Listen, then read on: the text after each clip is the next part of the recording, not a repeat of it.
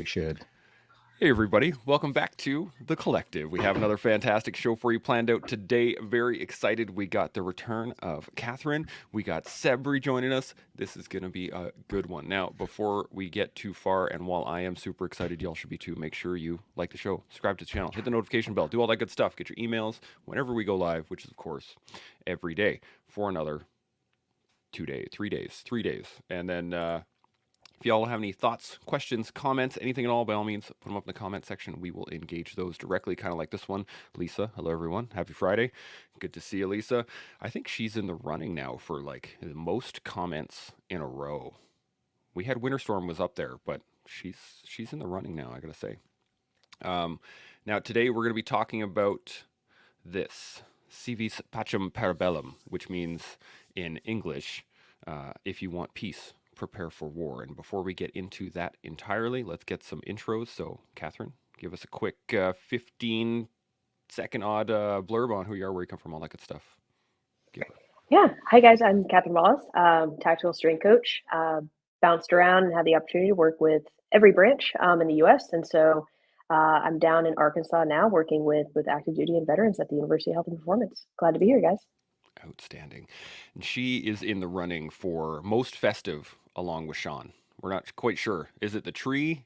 Is it the tinsel? I don't know which is more festive, one or the other. Now, so to get into this, let's dive right into this right away. What does this even mean? Vis Pacem Para Bellum is a Latin phrase. It translates to if you want peace, prepare for war. This expression emphasizes the idea that being well prepared for conflict or potential threat can deter aggression and contribute to maintaining peace. It's often attributed to a Roman writer. Don't need to get into that one, but the phrase has been used in various contexts throughout history, including military strategy and international relations. So let's get some thoughts on it. Let's start with Catherine this time. What are your first thoughts on this particular phrase? Yeah. It's a lot to unpack, but what initially jumps to mind is really defining what peace is for you, what that looks like, feels like, whether that's inner peace or your surroundings or environment, and all that goes into it. But I think more so like the mentality part of that is to like what your own peace needs to be, and some of maybe those internal battles and wars that you're fighting within yourself, whether that's goals that we're trying to set, different mentalities or values or whatever that is. And sometimes like when we go inwards, what that internal battle might look like or what some of those wars are within ourselves. And so kind of stepping into that, typically where, yeah, that's kind of where I jump to. I like it. I like it. Zeb, what are your first thoughts? Yeah, the first thing that came to mind for me was how differently I interpret this saying now in my 40s as I did when I was in my 20. It was seemingly all about the actionable item of preparing for war, in the context of battle or whatever battles that you were engaged in. And now I'm no longer in the field that I was in. So now it's really changed and transcended that. And I realized that I address life with the exact same mentality, which is preparing for war. Now, so this is metaphorically applicable. And when I say war, I mean this with reservation. I'm not going around preparing for war, but anything is a battle. Adversity coming through life, loss, whatever the case may be, and there are ways that we can prepare ourselves and be better prepared to face life's adversity in a variety of contexts. And that, yes, can be physical, it can be emotional, it can be mental, as Catherine alluded to. And so for me, the first thing that comes to mind is exactly that. How multi-layered as that saying and the application of it has become in my life. I like that. Sean, what are your first thoughts on this? Well, I'm not going to try and give a history lesson on something that I barely recall, but I'm going to make an effort to make my point. So parabellum, I recall it from a combined word, parabellum, all one word, and that's 9mm parabellum, and that's going back a ways. That's going back in the day. And so if you ever heard 9mm parabellum, it dates you. You're not in basic training last year. You wouldn't have heard 9mm parabellum maybe quite as much as I did when I was going through basic training. And so if I recall correctly, Parabellum is a reference to, I believe it was a German arms manufacturer, and not too long ago. And so the combined word of Parabellum is where my head is going to right now. And so that then led me to consider, well, if you were raised as a young man or woman in the military and you spent 10, 20 years in that industry, well, you were raised understanding the word parabellum, but you weren't raised perhaps quite as much about the CV pacem piece. So you know parabellum, but you don't know the other part of the sentence quite as well, because you've been raised with all of the words like parabellum that refer to war. So your sense of peace to some degree is learning about war, is considering war, is training for war. And I don't think there's a whole lot of time spent training for peace or training with a mind of peace. And I'm not saying that we have to create like warriors of light. I'm not going to get really weird on this. What I am going to say is that I was indoctrinated into what parabellum means, but I was never indoctrinated into the other half of the sentence. So that's where my head is going. Interesting. Catherine, you got any thoughts on either of the comments or the other comments? Yeah, it's I think, Sean was starting to touch on it as to like what peace is, and it doesn't have to be this, certain vibe or light. I think for so many people, being in a peaceful state is not necessarily being still or being quiet. It might be like getting into the thick of everything, because that's the excitement in it, and that's like the life part of it, and embracing that and being in the moment and being very like content with it. I know for myself, I mean, I'm a big like ocean person, so like when I think of peaceful scenarios, I'm like getting my head rocked by waves and like salts in the nose and in the eyes, and I love that because that makes me very tranquil. And it's like, well, that doesn't look peaceful, it doesn't maybe necessarily feel peaceful, but that's what brings me to center. And so I kind of like thinking of that with like the war or the battle mentality, because I think that you can find the mix between the two, and so many people from a military background, I think, can relate to that really well because they enjoy the process, they enjoy the build up or the training or being in those moments because they find that like I've trained for this. This is the mentality that I have, and this is like how I feel good in certain scenarios. And so I think yeah, there's a lot of ways that you can put those two words together, and there's a lot of relatability, and they can blend really well, even though they seem like opposing, you know, verbs or adjectives. Absolutely. Seb, you got any additional thoughts on this? Yeah, the interesting part about Dear Military is in the writings that was never said specifically. That was never, it was an implied concept. So those words were never said verbatim. But I like that because that leaves room for interpretation. It leaves room for, whatever it is that you want it to relate to. You now have the ability. It's less of a you must follow this, not that we should anyways with any words and anybody say, shared wisdom, as one of my good friends alludes to. Take a little bit of yours, a little bit of theirs, and create something. But yeah, for me, when I think of life and the preparation for battle, for metaphorical battles, I'll give you an example of this.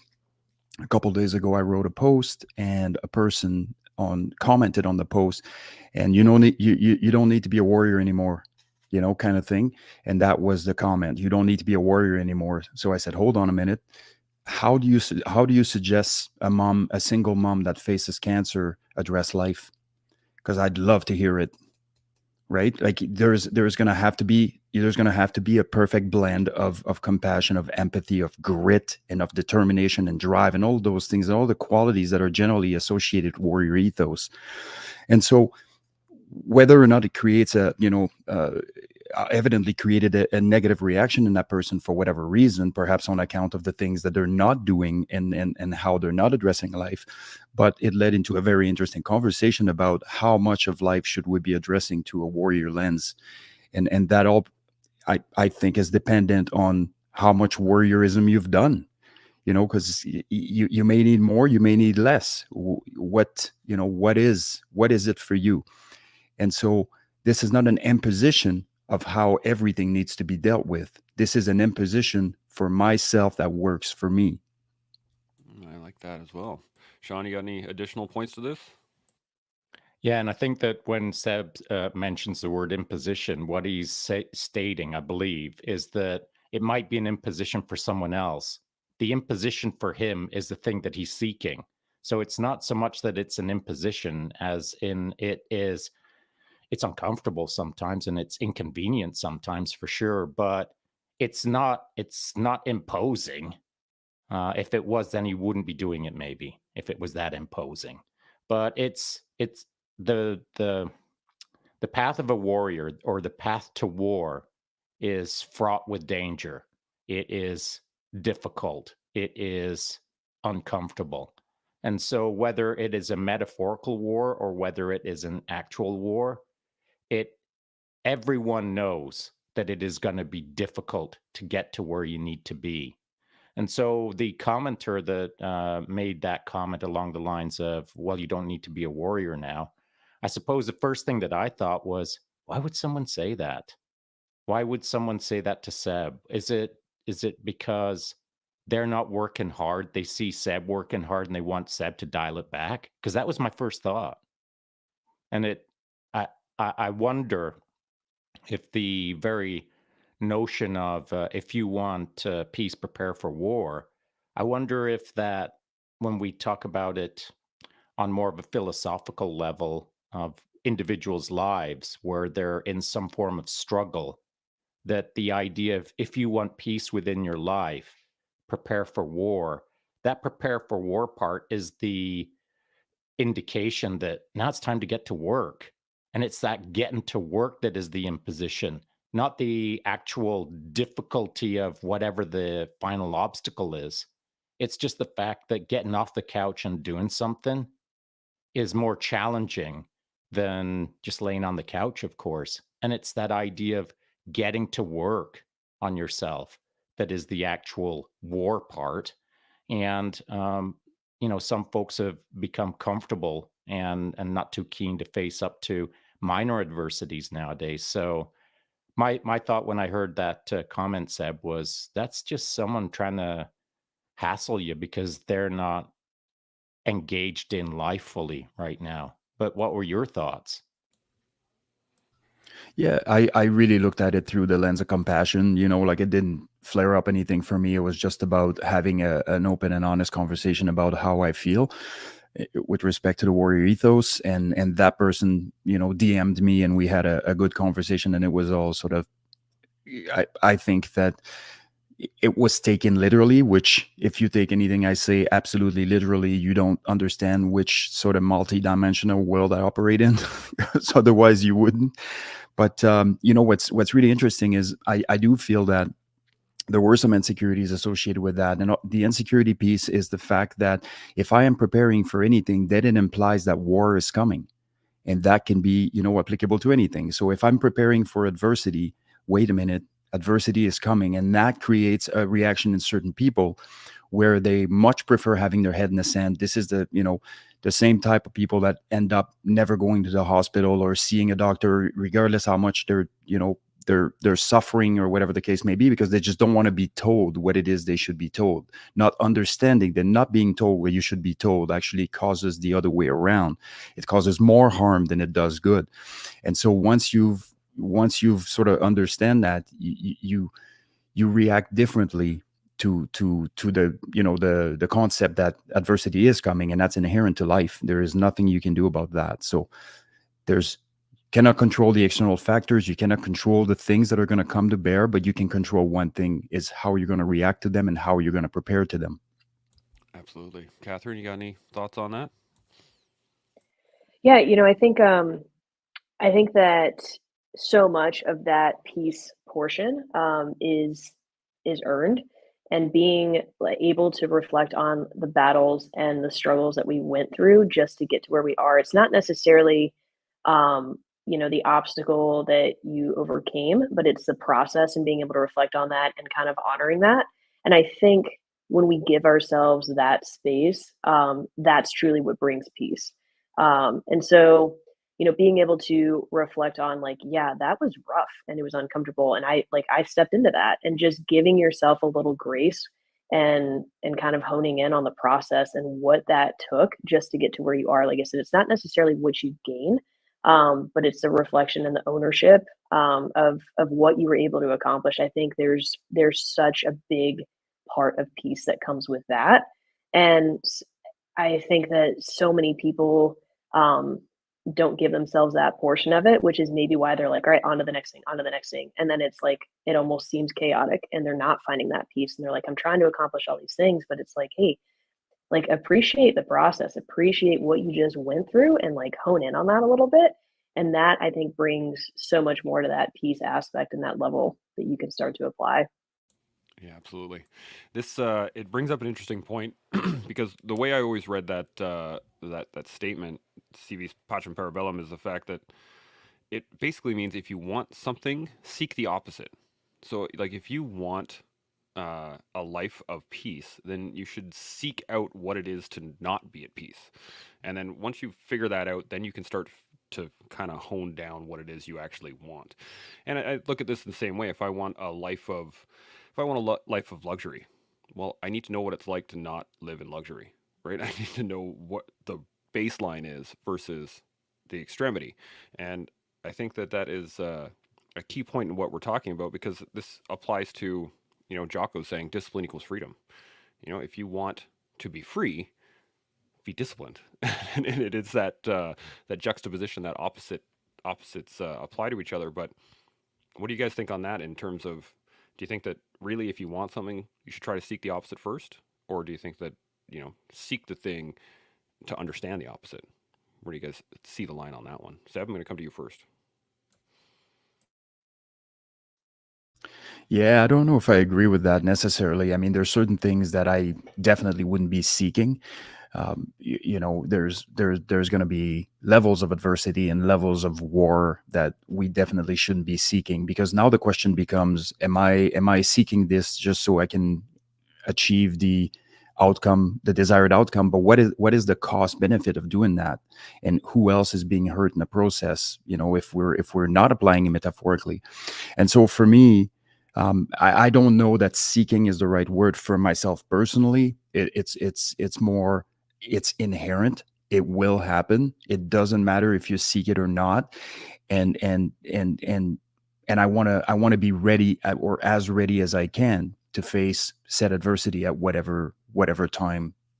And so the concept of peace, the concept, all of those things, I think we're maybe oversimplifying it a bit. It's really difficult to figure out exactly what peace entails to you until generally much later in life, when you've had lots of knowledge, skills, and ability to draw upon. And so imagine sort of addressing this quote, or having this as a motto as a younger person that hasn't had the skills, knowledge, and abilities yet through experiences and don't have a frame of reference. You could be making some critical mistakes to create some reactions that really you won't be able to do anything about. So yeah, I would say that seeking perspective in relation to certain things, absolutely, but seeking the thing, I think is might be a little bit more than most people can chew on. Absolutely. Catherine, thoughts on this? Yeah, I think it's a terrible answer to give, but in the strength conditioning world, we say it all the time, and it's just one of those. It depends, right? It depends on what we're, if we're being very literal with that, and then it depends too on, like, again, like what Seb was saying, like what are we truly seeking? Is that a physical thing? Is that experience? I think that I would agree with the comment when it comes to personal growth in stepping into uncomfortable scenarios or throwing yourself almost kind of at the bottom of the totem pole, because you're forcing yourself to grow, adapt, change, and see where like those limits are and how far you can push them. And so from like a learning experience from a job role, like you're stepping into areas like, yeah, I'm new to this. I don't know what's coming my way, but let's see where this goes. Let's see what I can overcome. Um, but yeah, there are of course other times where it's like, not necessarily, because again, we can take that almost a little too literal, and almost objectify it a bit, when it doesn't necessarily have to be the case. So I think, yeah, it's one of those 50-50s. It depends on the scenario and how literal or what we're truly referring to.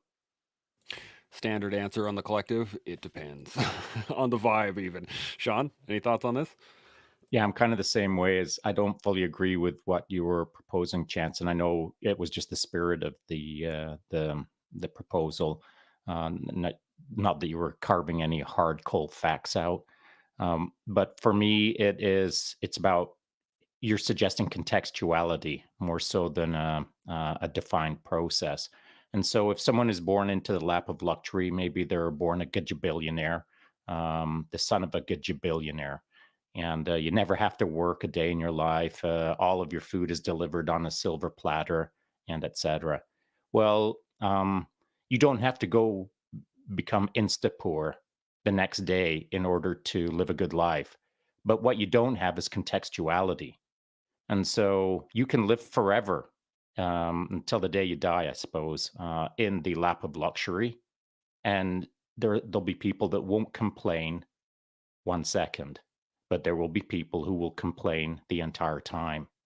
And so, why they complain and why they don't complain, I guess, is based on how much they understand context or perspective on how good or not they've got it in their lot of life. And so, one way to get good context is to go live poor for a little while, and then you'll understand how good it is to be living in the lap of luxury. But not everyone does that. But I believe through the spirit of things, you were talking about contextuality. And so for peace and war, I don't think anyone has to go to war to appreciate peace. And I don't think anyone has to live a life of Buddha like peacefulness in order to think, dang, I'm just glad I'm not going to war. And so, context is great, but I don't think that we have to reach for the extremeness of anything in order to establish that, man, I think peace is pretty cool. I'm going to hang out there for a little while. And so, back to the, um, if you want peace, then prepare for war. That can apply in our metaphoric worlds, where it just makes us move our needle a little bit. Where if you're comfortable with whatever societal status you've got, or if you're comfortable with your lot in life, or if you're in any way comfortable, then I think that you should add a little bit of bandwidth on either side, where you seek a bit more and you give up a little bit more, where you take your, maybe it's a laser like trajectory that is perfectly linear, and you add a little bit of ebb and flow into it by an extra 5 or 10% slop on either side, so that you're exposed to more of the world, more exposed to life, more exposed to a little bit more adversity and chaos that is unnecessary perhaps. But by adding that extra bandwidth to your trajectory, you're exposed to enough that you then start getting context on things. You start understanding, you're misunderstanding something, or you're understanding something. And that's the only way that I see it, is to properly calibrate yourself, is you have to add bandwidth to whatever bandwidth you've got right now to get better context. So if you want peace, you prepare for war. If you want peace in your life, then you add a little bit of chaos to your life. I really like that. Seb, you got a point on that? Yeah, just two minor things. Just to go back to something that Catherine said earlier about giving yourself grace, and at the time at which you're reacting in the way you should. I think that's a vastly underrated piece that I think a lot of hard chargers are forgetting about, and they almost feel guilty about doing it the same way they feel guilty about receiving compliments. But in the dog training world, if a dog does something in a very an expected behavior that you seek them to do, as soon as they do it, you give them a yes. Yes, that's the reinforcing word every single time. You mark the behavior. That's exactly what it's called, marking the behavior. So we do that to ourselves, and we can do that to ourselves using grace. And for those that get offended from me using a metaphorical application of the dog training world, you don't know how much I love dogs, because otherwise you'd be honored.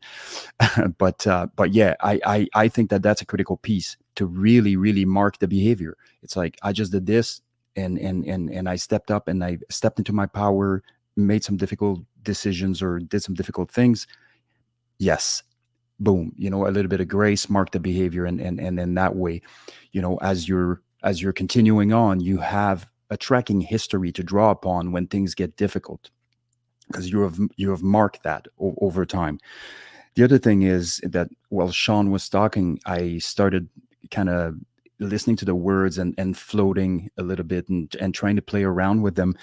And I really, something that came to bear is transposing context. So for me, one of the things that I really like to do, and one of the things that's quite recent for me, is changing the lens by which I view the world all the time, and going to different angles to try to see the same problem. And you realize that you're not looking at the same thing at all when you're doing that.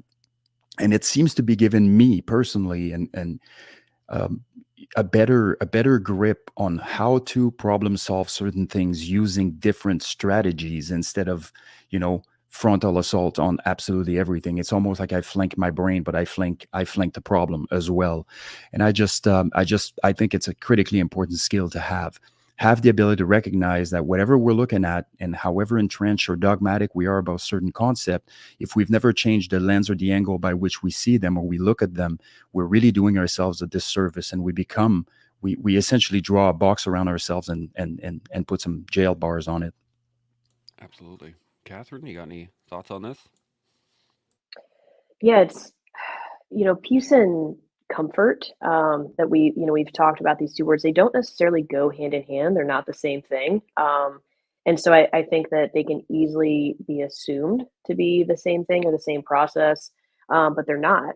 And diving a little bit into what both Seb and Sean were talking about when it comes to comfort and being able to step away from that or adding something more, I think that is a really good opportunity to not necessarily think like, okay, I should be doing more or I should be doing less or like I have to reel it in. But it's a good time to look back at kind of your foundations and be like, okay, why am I comfortable right now? What got me to this comfort level? And seeing all of the steps that you took to get there, why you valued that, why you chased that to begin with, and kind of look through the process of what that is. Because each phase of life or each thing that you've achieved to get to that comfortable level is going to look different. It's going to feel different. Um, and so looking through that process, letting that sink in a little bit, and being like, okay, so that's how I can start to say, what's the next thing that I need to get to? Or what's the thing that I need to take away to get out of that just comfort rut or that comfort crisis that you could get stuck into? So that's, I mean, just really where my head went with that is like honing in on what the process was for you, why that process mattered, why the little things were important to begin with, or that chase or what started. And that really circles into versus like where things can go and where they could go within yourself, while still kind of dabbling a little bit in that grace and giving yourself that perspective as to like, okay, these are great things. Where do we go from here? Versus thinking, okay, like I just got to throw something else on the plate, or I just got to put my head down and keep grinding to see what happens. Because then it makes your next action or your next move purposeful. And there's I think there's just a different intent and a different approach when we start to view it that way. Yeah, absolutely. Seb, I saw you writing stuff down. What do you got? I always write stuff down. Something that came to mind as Catherine was speaking about this, and two words that you use that really came out naturally for you, and kind of speaks volume on how you lived your life. But comfort crisis. Think about that for a second. When comfort is the crisis. I just think that there's a paradigm shift there that happens at some point, where you no longer see chaos as the crisis, but you're seeing comfort as the crisis, because you understand the cost of it, and you understand the cost of stagnation and staying in that comfortable zone, even though you realize that doing uncomfortable things is going to be challenging. That the benefits of it supersede by a long shot being stuck in a comfort crisis zone. I think we need to be printing T-shirts. I like that. Sean, you got any points on this? I do. So, for anyone out there who's a veteran, particularly if you've been in combat arms, then this is going to make total sense to you. So, when you have an objective in front of you, it doesn't matter how far away it is, how many days, or how many kilometers or whereabouts it is. None of that's important. when you're standing on the start line, there's two ways to observe an objective. One is to get right up to the objective, look at it and think that's the objective. There's an entirely different way to do it. And that is on the start line, you think, I'm really going to take a look at that objective. And what that requires is you take your time stocking up on it, you get close to it, you observe it for a bit, you get closer to it, you observe it for a bit, you get closer to it, you observe it for a bit, and then you decide you're going to cloverleaf it. And by cloverleafing, what you're doing is taking a 360-degree look at the objective that's in front of you. And you take freaking as long as you want or as long as you've got. And so those are two entirely different conversations. As long as you want and as long as you've got, that's for another podcast. What I am going to make the point is that in order to best understand the objective, you've got to look at it from every trajectory. You've got to look at it from all the angles. Now, let's pretend for a moment that you've put eyes on the objective, you've done a 360, you've made your determinations, you've found the strong points, the weak points, how to exploit the target, and now you're going to launch on it. And so when that time comes, the moment that you start on that objective, you start doing your thing. Well, the moment that the objective is secured, this is the next phase, typically, where you'll exploit 200 meters beyond, secure the perimeter, and then you'll reorg or reorganize, where you're going to redistribute ammunition, water, all the things, do all the stuff, all of it, but you'll do it from a space that is semi-secured, semi-organized, and safe enough that you can reorganize. The moment that the reorg is done, you're punching forward to the next thing. And so what was just described there? You move up, you do a 360, you do what you need to do, you reorg, consolidate, get prepped for the next phase, and then you punch. And that is what we've been kind of talking about, is when you come up on a problem where you have to go to war with an internal problem or an external problem, when you do the actions that you need to do, once they're done, you pause.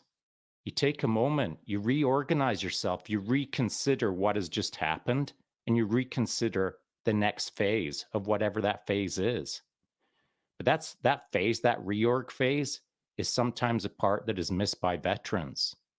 They will not charge head on into the fray and blindly fight the war. What they will do is they'll engage in a process, but then never take a moment to pause on micro wins. Just reflect on the fact that I was pretty successful there. That was pretty good. I did pretty good. What am I going to do to build off of that? And so that reorg phase, that reflection phase, is the piece that I see as kind of missing from the veterans that I talk to on the regular. Now, I'm not saying every veteran, I'm not saying every Leo, and I'm not saying every first responder, I'm not saying every human. I'm just saying that the phenomenon that I've observed is people get to work, but they don't reflect enough on their work. That's an interesting point. I'm going to push back a little bit on that one, and not in the way you think it is. I think a lot of people do reflect, but I think they reflect negatively. They don't look at it from the positives of what they did. They see what they didn't do, or they see what didn't work, or they see what failed in the process ahead of time. And I've seen this through, veterans across the board here in Canada, is that they'll seek something, they'll either attain it or they won't. They'll get to a point, and then when they get a point of reflection, the only thing they reflect upon is all of the negatives that have happened prior. And then that puts them in a state of, well, I screwed it up, I screwed this up, I screwed that up, I screwed up these things, without taking the pause to, not just taking the pause, but to bring up the things that they did well in that. And I think that is I think that's the difference between what you're saying, Sean, which is absolutely 100% accurate and needs to be done more often. But I think more people do it. They just do it in a strictly negative manner. At least that's what I've seen. Seb, you got a thought on this? Sure.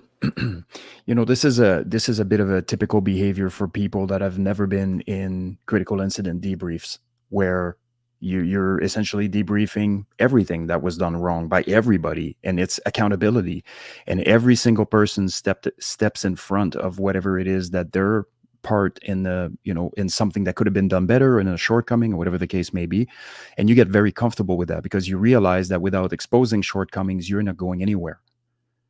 You're not. And so you have two choices. You can get defensive and get your back up and do all those things, which will essentially cement you into a fixed mindset, and you can guarantee that 2 years from now you'll be the exact same person.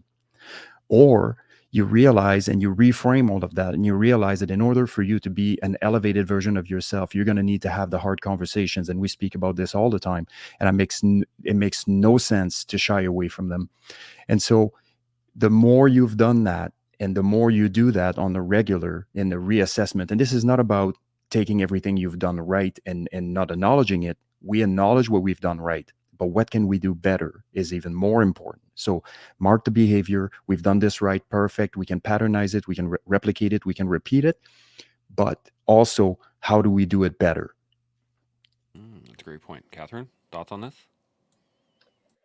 Yeah, I think really surrounding yourself with people or an environment that can create a culture of feedback is so huge for growth and progression, and it really is going to hone in on the positives and the negatives, or things that are going well, things that could be going better, and that creates that conversation of, okay, like, I want to highlight areas that truly went well, and hearing somebody else's perspective of what went well and why that was the case is sometimes really refreshing and something that we need, because you could be like, "Holy cow, I had no idea that you felt this, or that you saw this, or this was even being touched to begin with."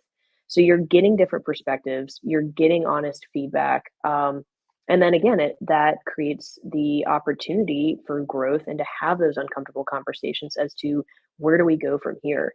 So I would challenge yourself, if you are in like a comfort phase or a comfort crisis, or looking like, how do I start this, or how do I begin this process? Find yourself an area or peers or people around you that you can say, hey, I need feedback, and what does this look like, how do we go from here, and create that culture and make it a very natural thing, instead of like, I think sometimes we think feedback has to be so formal, and there's all these different philosophies as to how we have to give it, whether it's like the sandwich that you put together with like two goods and a, not so good in the middle, or whatever your approach is. But just being comfortable with that in both giving and receiving in that feedback, and that just creates a really interesting and different culture, that I think again opens the doors to perspectives, ideas, um, trust, and growth. I like that. Sean, coming back to you. Any more thoughts on this? Yeah, it has kind of been said, or it has been said. So I guess I'm just reiterating that if you've never sat in a good AAR, after action report, or you've never sat in a good critical debrief, then this idea that we're talking about right now is kind of academic. It's hard to understand on how effective it can be. And so I don't believe many people have sat down in enough, or in really good examples of a critical debrief or an AAR. I know I've heard, Chance, you've said it in the past, where you've talked about how AARs are just a repeat of the AAR that happened the day before, and the day before that, and the day before that. The needle never gets moved. Everyone's already falling asleep before the first person starts talking about the non imaginative, non feedback point that they're about to put out. And so that is common. That is typical, because people either want to stick their head in the sand, or don't want to offend anyone, or want to evade the obviousness of what needs to be discussed. And people just aren't sometimes comfortable doing that, either because of chain of command, or because they're the new guy, or whatever reason. Insert a reason. And so AARs and critical debriefs at certain levels and at certain organizations, they're generally a waste of time. That time could be better spent working on your ping pong game. And so, in a proper AAR, or a proper critical debrief where the needle is being moved, that's some of the most important time out of the entire sequence of events, from the flash to the bang. That's where some of the most work gets done, is in that 3 minutes, 10 minutes, 45 minutes, however long it takes to look everyone in the eye and say, you and I dropped the ball here. This is what we're going to do next time. Let's not do that again. And so what you understand as a process is based on what you've experienced in life. And so critical debriefs are some of the most informative and impactful things that you can engage in beyond the mission, beyond the task, beyond the outcome. The after action report is where a huge needle can get moved with the right people, with the right spirit, with the right understanding of what is occurring in that moment. I believe that it's an undervalued event within the sequence of events. And that can only be understood if you've been in impactful moments where it really does move the needle. And so now I want to draw that back from a group setting and talk about it on your after action report within your internal setting, which is something that doesn't happen maybe often enough either, where someone drops the ball, either externally or internally, and then they just maybe give themselves a bit too much grace, where they don't reconsider how that could have been done better, where they don't think, next time I'm gonna ... So there's a group setting, of course, but I think that there's an individual responsibility to do a proper critical debrief. 100% agree. That is really key. And it's funny, earlier I wrote down ignorance is bliss until it's not. And I think this is a similar to what we're talking about here, is that, as you said, I've said this before too, is the fact that a lot of times within my military career, AARs were checking the box. They weren't actual AARs. They were just, people nodding their heads and like, yep, no, I think that went well. Yeah, oh no, everybody good with that? Yeah, everybody, yeah, okay, cool. And then we'd all just disband. There was no actual discussion there. And what that created was an ignorance of how to do anything better. Because we all just go like, oh, okay, here comes another AAR. We're just going to go and stand around in a circle and everyone's going to agree with each other. And yeah, okay, now, like, it was a waste of time. But what happened was that it created big blind spots. And when things went poorly, when things went, when things fell apart, nobody knew what to do, because no one had actually explored the idea of how to do it better the next time, because it was just that same rote process back and forth. And so I just wanted to get your guys' thoughts on this, and the idea of, have you guys had experience of, ignorance is bliss until it's not, and being like smacked upside the head with something that you didn't see coming because you didn't take the time to look? Catherine, I'm going to come to you first. What do you think? Yeah, I think where my head goes is not necessarily a specific experience that's relatable to that, but um, you can have these ARs and have all of these, discussions, but the important piece of that is the actionable items afterwards. So, we talk, okay, here's what the group did, or here's what the group feels in the setting, but taking that back and making it individual as to what are the actionable items, what are the things that I have control of, and what can I own, and run with. But that also brings you back, I think, again, to that kind of center, that foundation of, okay, we're saying all this. Why is any of this important to begin with? Why are we doing the things that we're doing? Because I think that can also be easily lost, or you lose sight of it over time. And you are like, I don't know, why are we following this process? Why are we doing this procedure? Oh, because we always do it. Well, why have we always done it? And so when we talk about that culture of feedback and what that exposes, I think you need to expose yourself to a group or culture that is able to be upfront and honest about this and ask the right questions, and not in a way that's aggressive or feels like we're pointing the finger, but it's like, hey, we're just trying to figure out the process and what we're doing here. And I think that keeps your focus in the right place. And that again leads into like, okay, no, I'm going to take the initiative on this, and I'm going to find these actionable items that I can control, and then you can delegate, or you can start to have more ownership in certain areas, and that's what can launch yourself as well as that team or that culture into so many different interesting areas, versus getting into that rut and repeating the same stuff that leaves those big gaps that, yeah, down the line you're like, why the heck are we doing this to begin with? I don't know, right? Absolutely. Seb, you got any thoughts on this? Yeah, sometimes the appeal of feeling good about something we've done super somehow ends up superseding, knowing what we need to be doing better and what we need to work on, because that's a little bit more difficult. But I will say this: comfort is inversely proportionate to progress.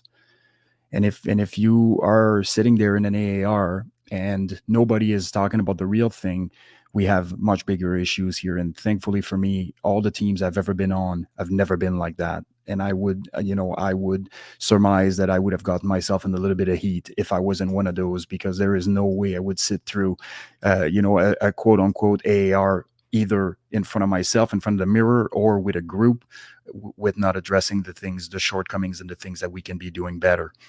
I like what Sean was saying about doing it with yourself, because that's a very important piece. And here's what happens when you go to a group and you have an experience. Think, a breath work ceremony or some sort of sweat lodge or whatever, and you guys are deciding to share after. You will notice that nobody will speak until somebody does, and once somebody does, then everybody else does. But the problem with that is, if you're by yourself and there is nobody to start the conversation, then what?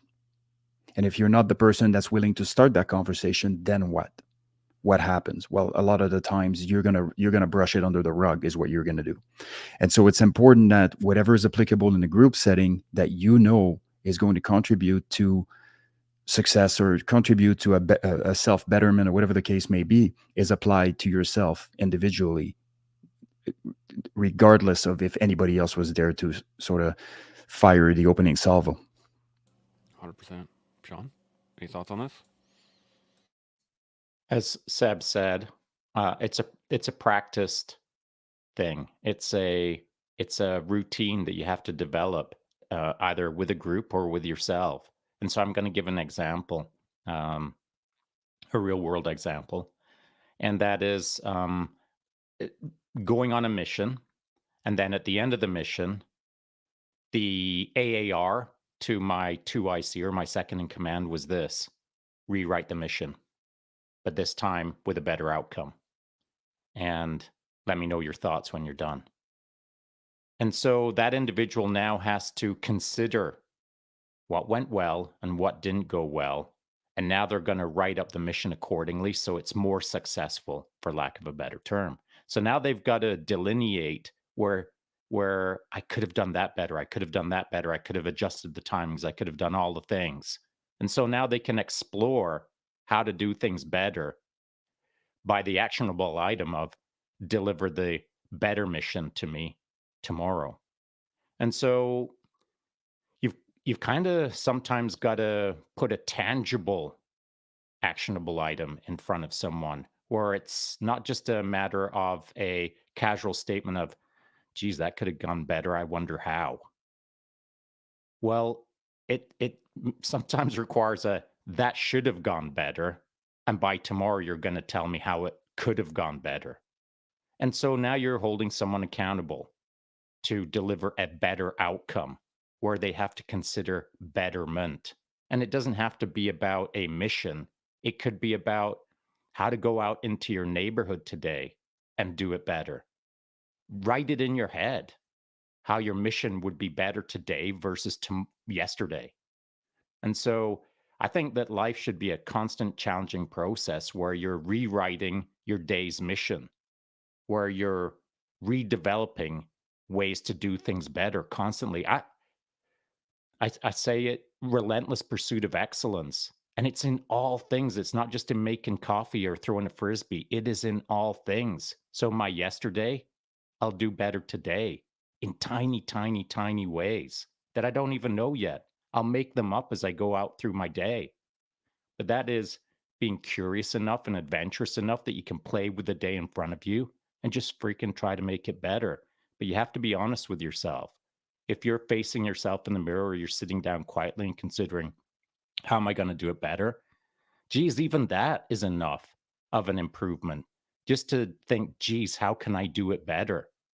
Which I don't believe is frequent enough in the typical population, where it is a daily consideration, how to do life better.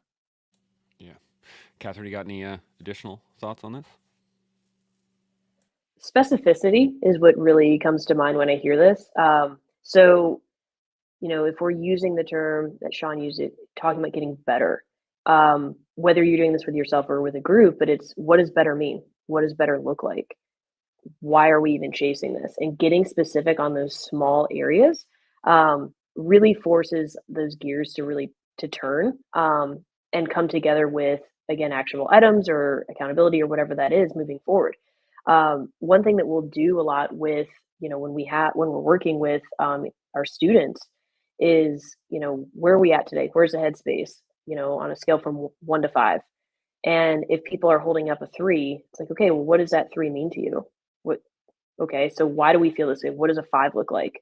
What would it look like if you were one, number or one step higher in this? And that really forces them to be like, okay, I don't know why I feel this, or this is what's going on. And so there's a little bit of reflection, there's a little bit of ownership and accountability on some of those, but it's also forcing them to look a little more forward as to like, okay, how do we get this, or how do we move the needle, or does that needle need to be moved at all? So really defining better or different areas just really focuses on specificity and starting to question some of those filler words that we can use all of the time, but again that forces those gears to turn in different directions and be open and be optimistic about some other opportunities ahead. I really like that, Seb. Thoughts on this? Yeah, the refinement of this, I think, is very very important. And as you are establishing what the baseline is for you and how you're going to measure against that baseline, you have a bit of a data set there, and it's I wouldn't say impervious, but it's pretty emotion resistant, whereas sometimes in engaging in other processes, you might have an emotional reaction in relation to something that you did or didn't do, and that might blur your vision on what you did, either one way or the other. And so I think that having a process like this, and I like that, I'm very analytic that way, and I think that that can help people, some people, not everybody's. Some people are more organic and do it a bit differently, but I really do like that. But I do that with absolutely everything. So if yesterday I was coaching on my client, and we're talking about establishing your why, and everybody's heard this a million times before. So we had a conversation about this, and I stayed on that conversation for 27 minutes. Let's talk about it, and we went 17 million layers deep in that why. The reason why I did that is because I wanted every single corner of that why understood and articulated, so that when adversity hits, that person can draw upon all of those the data set that they've established in relation to the why. And so I truly believe that is a very, very valuable tool. Something I'd like to kind of just go back to a bit is what Sean was talking about earlier, in that constant pursuit of excellence, and wanting to do it 1% better every day. And obviously it's not necessarily 1%, but try to do better every day. Intent here is everything, and intent and action is everything. But sometimes you're the bug, sometimes you're the windshield. That's just happened. You don't go to the gym and PR every single time. You don't go to the gym and I don't care how good you feel. Sometimes some of those PRs are coming by way of you not even wanting to go to the gym, and you end up going and you PR by 30 pounds or whatever the case may be. And I use the gym as it can be applicable anywhere, obviously. But having the realization that what was my intent here, and what are some of the actionable items that I implemented in order to achieve that goal. And if I came up short, I'm good with that. If I came up short, trying everything I had. What I'm not good with is deliberately not doing it, and then bitching that I came up short, or accepting that I came up short. That is something that should be avoided at all costs, in my opinion. Absolutely. Sean, thoughts? Yeah, on the deliberate side of things, I think that's really important, because if you aren't deliberate in your path forward, if you're not deliberate in your actions, if you're not deliberately considering what you're doing, then things are happening by chance, by happenstance, by luck, by just how did that even happen? Because you haven't considered how you got there. You didn't consider how to get there. You didn't consider anything. Life just kind of, you're not a victim to life, but life is just happening, and you're not creating life. You're just a victim to life. And I know those are strong words, but it should cause the opportunity for someone to pause for a moment and think, am I am I kicking life's ass or is life kicking my ass?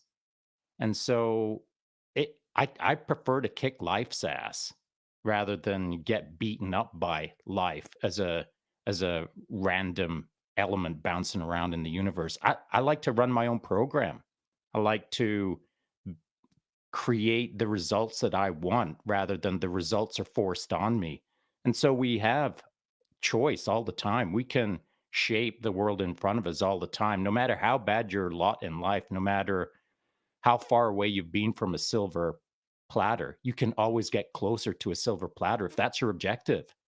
And so the objective, what is it? Well, typically in the military, you're told this is the objective. But in as a veteran or as someone who's left the service, objectives aren't told to you. Objectives aren't given to you on a sheet of paper. You're the person who forms up the objectives in your life. And so as you move towards your objective and you 360 the objective and you assault the objective and then you consolidate beyond the objective and now you reorg for the objective to take the next objective, all those objectives, no one's laying those out in front of you once you leave the military. It's for you to decide what the objective is that you're going to assault on the daily or on the weekly or on the monthly or on the decade. All of the choices are on us. And the only way that we can understand whether we're doing it well or not in peace is to understand how chaotic the opposite of peace is and be comfortable with the fact that we're not under those pressures right now. If you're living a semi-peaceful life, you have the luxury of the world is your oyster. You can do a lot of things day to day in front of you that don't have the pressures of the chaos of a warlike environment.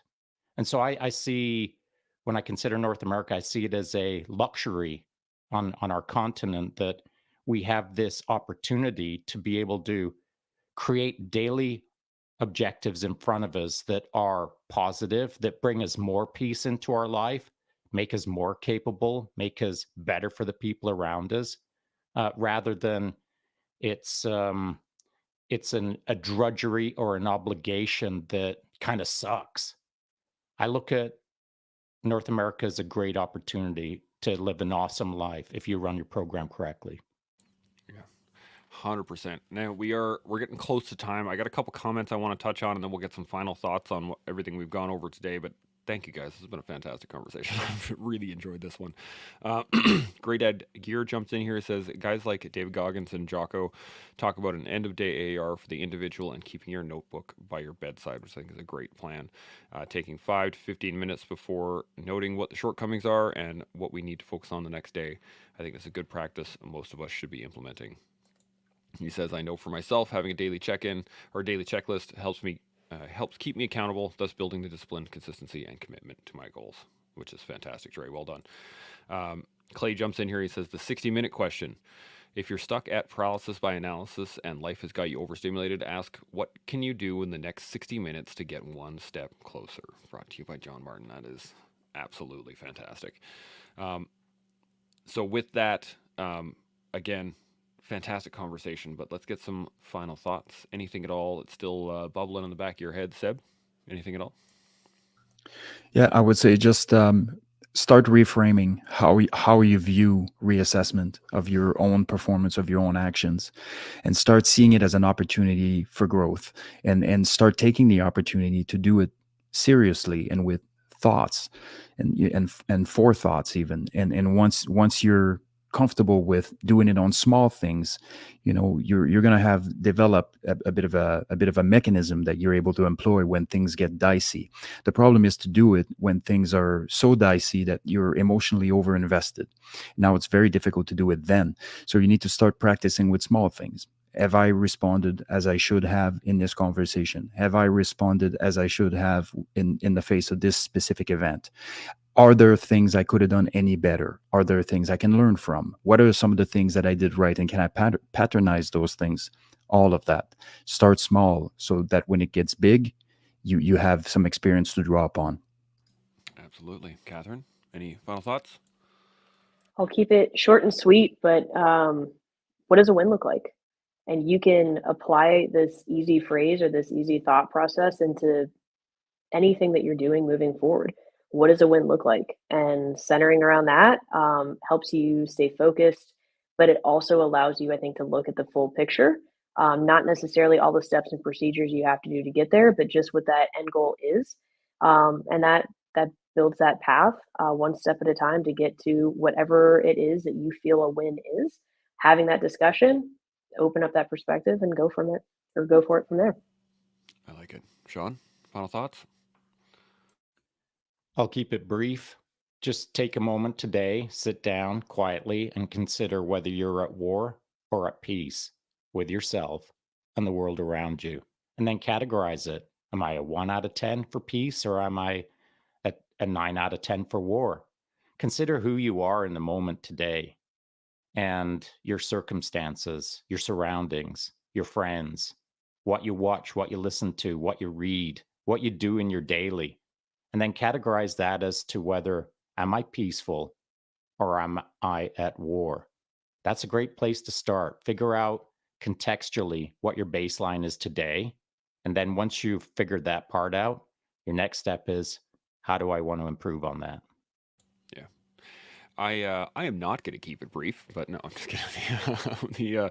The key thing, I have two key points that I want to touch on before we finish up here. One of them was, I say this all the time, grace, not slack. And that means grace in the past, slack, or no, not slack in the now. So if you had a goal and you didn't make it, okay, give yourself some grace. Excellent. But if you're not doing what you're supposed to do right now, that's slack, and you should be getting to work. And I think that's a key point. And then the only other thing I would say is that for myself, the one thing on Vis Pacem Para Bellum, I really wanted to be heard for most of my life. It was everything I wanted to do. I just had this desire to be heard.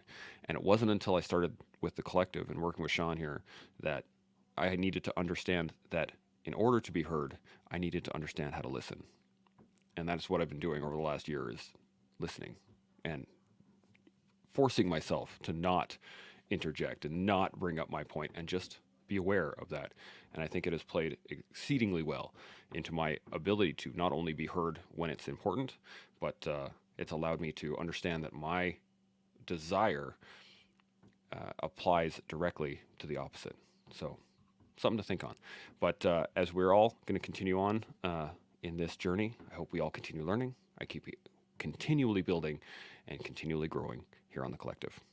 We'll see y'all tomorrow. Chimo. Chimo.